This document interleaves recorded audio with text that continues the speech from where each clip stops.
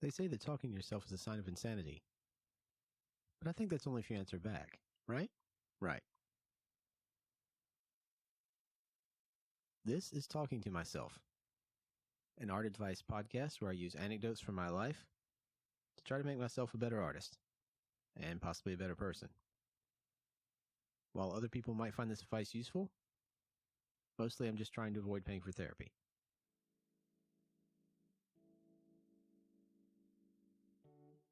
Today on the podcast, I thought we'd talk about being precious and how that can be a big detriment to an artist. As always, these are problems I have. Hopefully someone else has the same problem. This could help them. But I'm mostly just talking to my future self, who is infinitely better than I am now. Let's hope. And complaining about my past self, which is pretty bad.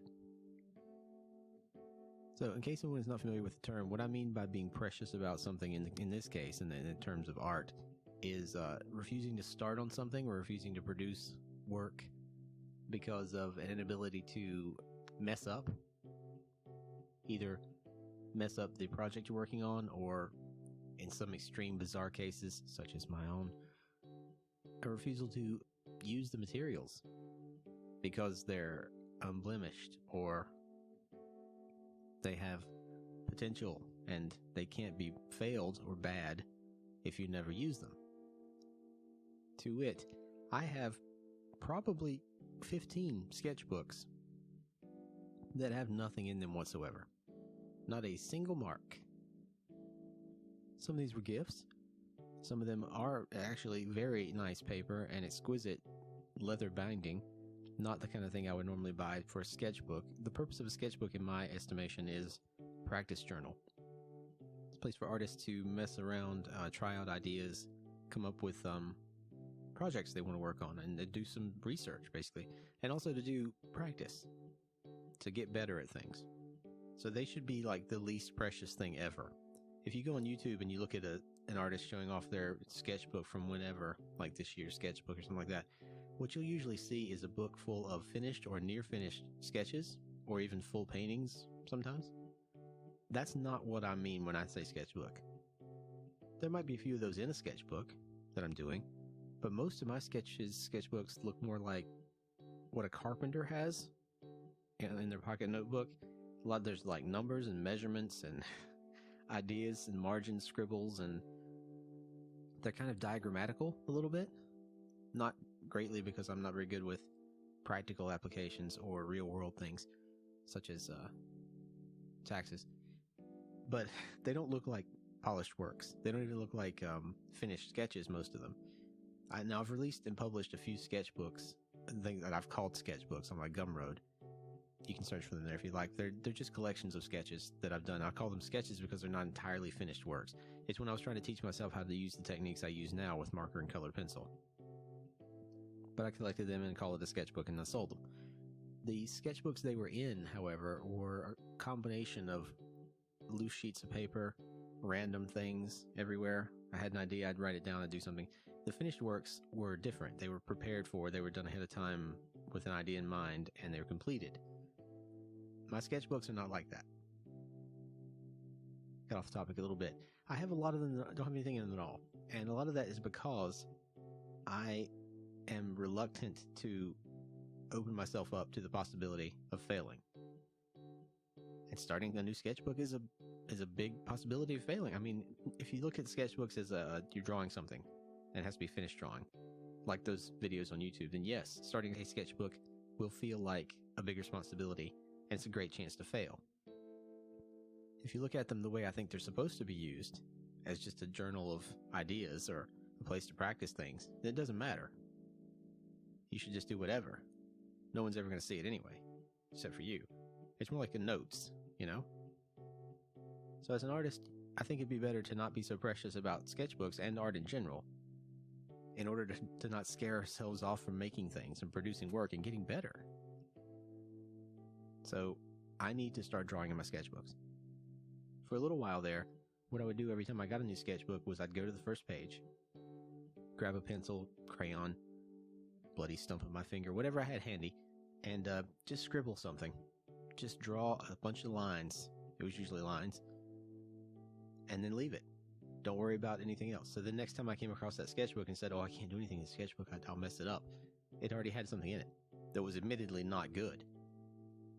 That makes it easier. I haven't done that lately. I have been trying to fill sketchbooks lately. My current sketchbook is a full-size 240-page hardbound sketchbook. It's a little inconvenient, but it is useful, and I have been trying to fill it. Every time I want to draw something or come up with an idea, I go back to the same sketchbook and do the drawing, painting, whatever it is. That way, not only can I find everything in the same place, but I'm filling the sketchbook. And filling a sketchbook and finishing it is a great feeling. I've had the pleasure to have that feeling maybe 3 times in 20 or so years of making art. So I think I might have a problem. But this reluctance to start is only part of the problem. Being precious about your art also means things like never saying something's finished, overworking things until they get to the point where there's hopeless messes, just gray goo, colors are beyond muddy, lines are indistinct. It just turns into a giant mess because you're unwilling to accept that that's the best it can possibly be. Or even that you've spent too much time on it. Maybe it's not the best you can do. Maybe you've just spent so much time noodling around and trying techniques and stuff that the drawing's beyond saving. And that happens. You can't be precious about those. You need to make sure that that's where you are and then abandon it. Walk away. Work on something else if you still have ideas.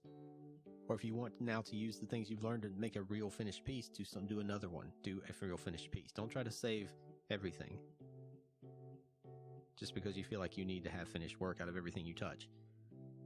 It's important to remember as an artist that not everyone's going to see everything you do, so it doesn't really matter. And every single thing you do has value as far as teaching you something, even if it's just hand-eye coordination and practice and keeping your muscles and your nerves working. Even if it's just that, it's worth it.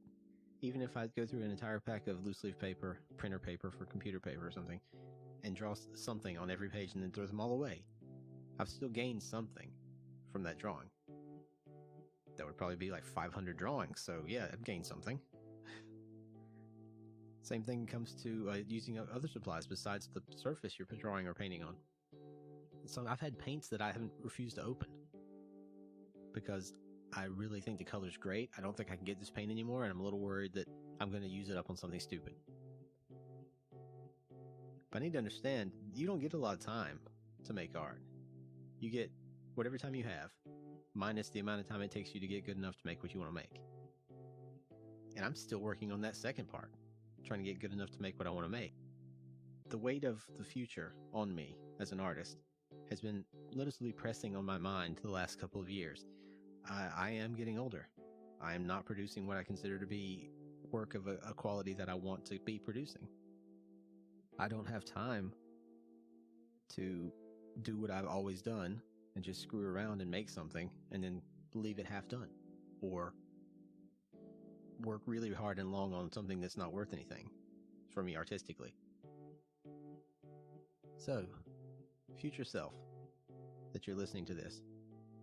First of all, what were you thinking with that haircut? We'll talk about that later. But don't be so precious about your art. Yeah, it might be good. I'm sure it's better than it was when I recorded this. I hope, anyway. But there's always the next piece. You just need to keep making things. And eventually you'll get to a point where you reach a plateau and you're like, this is good. And then your next challenge is to get better than that. So that's what I had in mind for preciousness. I'm going to try not to be too precious about this podcast and not drag it out or try to drag in other ideas that don't make a lot of sense. Failed already, I'm sure. Thank you, everybody, for listening to the podcast this week. Special thanks to all my patrons on Patreon.